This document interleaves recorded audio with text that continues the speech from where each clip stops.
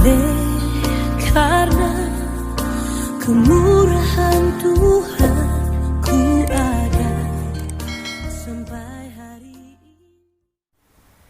Dalam nama Bapa dan Putra dan Roh Kudus. Amin. Shalom Aleichem. Berjumpa lagi dengan saya pada permengan hari ini, tanggal 16 November 2020. Dia tahu apa yang kita perbuat. Bacaan liturgi hari ini diambil dari kitab Wahyu 1 ayat 1 sampai dengan 4, dilanjutkan bab 2 ayat 1 sampai dengan 5a. Dan Injil Lukas 18 ayat 35 sampai dengan 43. Saudara-saudaraku yang terkasih di dalam kasih Kristus, hari ini melalui wahyu, kitab wahyu yang diberikan oleh Yesus kepada hambanya yaitu Yohanes, mengatakan bahwa Dia yang adalah Tuhan kita mengetahui segala perbuatan kita. Kita jatuh dalam dosa karena kehilangan kasih kita. Wahyu 2 ayat 2 sampai dengan 5. Maka diingatkan kepada kita semua untuk bertobat. Selama ini saudara-saudara, kita pun buta. Merasa tak melihat Tuhan. Juga merasa bahwa Tuhan tak melihat kita. Yang mana sesungguhnya Tuhan melihat segala perbuatan kita. Kita dengan asiknya melakukan segala dosa, beranggapan bahwa tak ada yang melihat. Tuhan pun tak melihat. Kita menikmati dengan perbuatan kita, dosa kita, keburukan kita. Saudara-saudaraku yang terkasih di dalam kasih Kristus. Dari Injil hari ini, kita jumpai seorang pengemis buta. Dia pun menikmati keadaannya untuk bertahan dalam keadaan yang tidak diinginkan. Adalah menikmati. Hingga suatu ketika rombongan Tuhan Yesus lewat, ia bertanya kepada orang-orang di sekitar. Apa itu? Orang-orang menjawab, Yesus orang Nazaret lewat. Ada perubahan sikap dari si pengemis buta ini, saudara. Dari yang bersikap pasif, apatis, yang hanya biasa duduk nongkrong dan menunggu belas kasihan orang dalam bentuk koin. Mungkin atau sesuatu yang bisa dipakai untuk bertahan hidup dari hari ini. Dan kemudian harus tetap memohon belas kasihan lagi untuk esok harinya. Dan berubah menjadi suatu sikap aktif. Berusaha meminta sesuatu yang tidak biasa. Bahkan dengan berseru, Yesus anak Daud, kasihanilah aku. Sekali lagi, dia berteriak, Yesus anak Daud, kasihanilah aku. Lukas 18 ayat 38. Saudara-saudaraku, banyak dari kita mengalami kebutaan secara rohani, saudara. Karena tidak atau belum berjumpa dengan Tuhan Yesus. Kita yang saat ini mengalami kebutaan secara rohani, harus belajar dari si pengemis buta ini. Mau bersikap aktif, berusaha, bersemangat untuk datang kepada sosok yang mampu memberikan harapan kepada kita. Kita lihat saudara-saudara, si pengemis buta bertemu Yesus. Dan perjumpaannya dengan Yesus membuatnya yang tadinya kehilangan harapan, dapat kembali memiliki harapan. Karena tidak melihat adanya kemungkinan untuk dapat melihat lagi. Dengan bantuan orang lain. Dan ini saudara-saudara sangat beralasan. Karena ilmu kedokteran pada waktu itu belum mencapai kemampuan untuk melakukan operasi mata atau cangkok mata. Begitu juga saudara-saudara dengan kita, dengan saya dan saudara. Apapun yang kita hadapi saat ini, mungkin bagi kita, bagi dunia, dinyatakan tak ada harapan lagi. Namun ingat saudara-saudara, bagi Yesus Tuhan kita tak ada yang mustahil.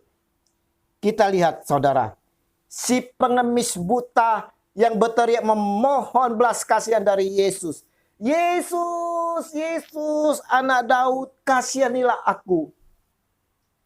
Mengapa? Mengapa dia yakin bahwa Yesus mampu menyembuhkan dia? Yang pertama, saudara, percaya. Walau dia buta, tetapi dia dapat mendengar berita tentang Yesus. Walau dia tidak melihat perbuatan Yesus, tapi dia percaya dengan penuh iman. Iman yang timbul dari pendengaran inilah membuat dia mempunyai pengharapan, saudara. Nah, bagaimana dengan kita, saudara? Dengan saya dan saudara. Kita telah banyak mengenal Yesus dari segala sumber. Percayakah kita akan kuasanya? Percayakah, saudara? Dan yang kedua, saudara, berdoa. Tentunya kita percaya bahwa si pengemis buta ini selalu berdoa dengan tak jemu-jemu dalam ketidakberdayaannya. Dalam berdoa dia selalu berseru memohon untuk kesembuhannya agar dapat melihat.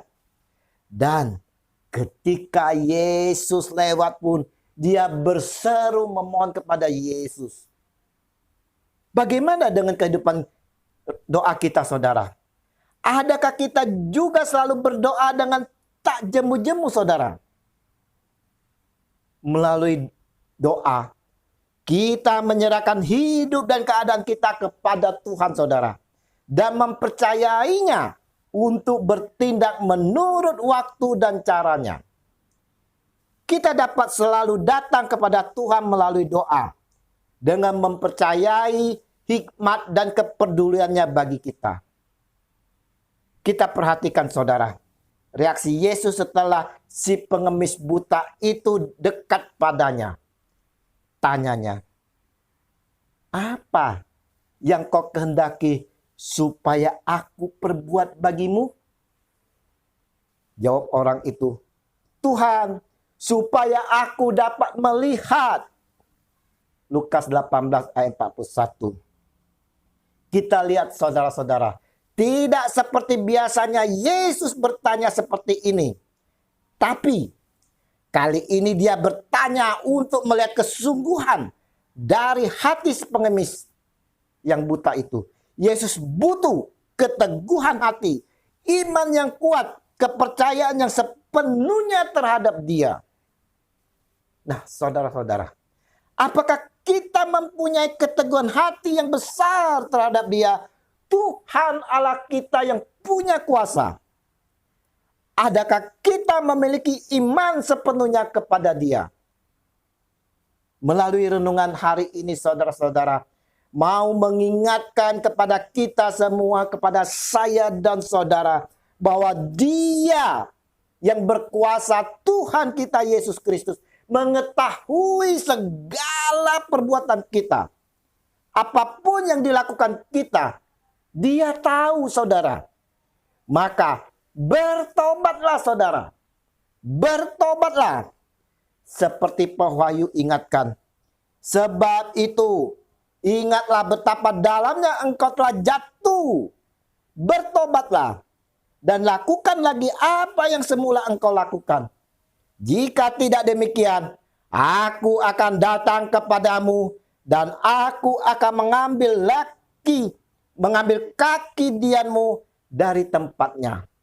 Jikalau engkau tidak bertobat. Wahyu 2 ayat 5. Dan saudara, berharaplah saudara sepenuhnya kepada Tuhan kita yang punya kuasa.